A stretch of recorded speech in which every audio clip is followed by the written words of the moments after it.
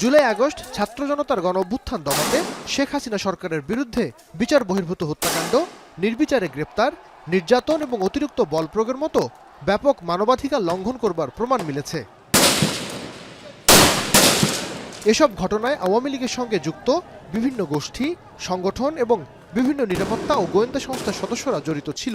এসব তথ্য উঠে এসেছে জুলাই আগস্টে গণহত্যা নিয়ে জাতিসংঘের ফ্যাক্ট ফাইন্ডিং দলের প্রতিবেদনে।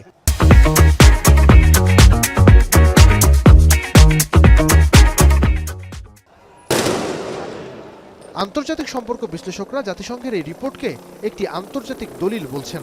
তাদের মতে তৃতীয় বিশ্বের কোনো দেশের বিষয়ে জাতিসংঘের এমন রিপোর্ট জুলাই গণহত্যার বিচারের গুরুত্ব তুলে ধরে। সমসাময়িক ইতিহাসে এই প্রথমবারের মতো জাতিসংঘ বাংলাদেশের মতো একটা, আমি বলবো, ক্ষুদ্র রাষ্ট্র বা তৃতীয় বিশ্ব রাষ্ট্র বা দরিদ্র রাষ্ট্র বা অবহেলিত রাষ্ট্র অথবা উপেক্ষিত রাষ্ট্রের ব্যাপারে জাতিসংঘ অত্যন্ত গুরুত্বের সাথে অত্যন্ত গুরুত্বপূর্ণ একটা কাজ করেছে, যার আমাদের জাতীয় নিরাপত্তার সাথে যুক্ত, আমাদের সার্বভৌমত্বের সাথে যুক্ত, আমাদের দেশের অস্তিত্বের সাথে যুক্ত এবং আমাদের দেশ আসলে দেশ হিসেবে থাকবে কিনা বা থাকলে কিভাবে থাকবে, আমাদের দেশের ভবিষ্যৎ কী হবে, এই সব কিছু নির্ভর করছে যে বিষয়ের উপরে, তা সেই বিষয়ে জাতিসংঘ একটা চুলচেরা বিশ্লেষণ করে নির্মোহ এবং অত্যন্ত নিরপেক্ষ একটা তদন্ত রিপোর্ট দিয়েছে।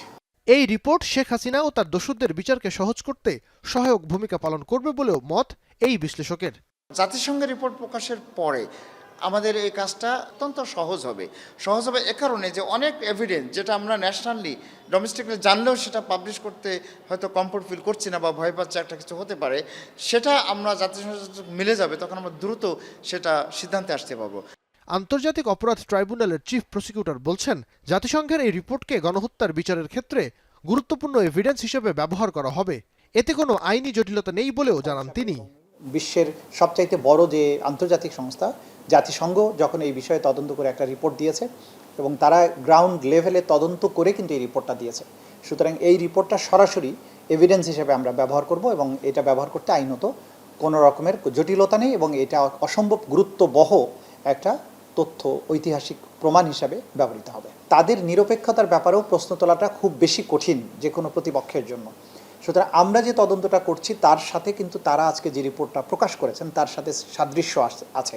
প্রায় এক মাস বাংলাদেশে অবস্থান করে ৮ সদস্যের জাতিসংঘের প্রতিনিধি দল দেশের ৮টি বিভাগীয় শহরে সরেজমিন তদন্ত করে এই রিপোর্ট প্রকাশ করেছেন। এই সময়ে ২৩০টিরও বেশি সাক্ষাৎকার নিয়েছেন তারা। সাক্ষাৎকারদাতাদের মধ্যে ছিলেন ভুক্তভোগী, প্রত্যক্ষদর্শী, শিক্ষার্থী, আন্দোলনকারী, বিশ্ববিদ্যালয়ের শিক্ষক, সাংবাদিক, আইনজীবী, ব্যবসায়ী ও চিকিৎসক সহ বিভিন্ন শ্রেণী পেশার মানুষ। এছাড়া আরও ৩২টি অতিরিক্ত সাক্ষাৎকার নিয়েছেন, যেখানে সাবেক ও বর্তমান সেনাবাহিনীর কর্মকর্তা সহ বিভিন্ন বাহিনীর কর্মকর্তারা রয়েছেন। আছেন রাজনীতিবিদ ও বিচার বিভাগের কর্মকর্তারাও। নাঈম আবির, এখন, ঢাকা।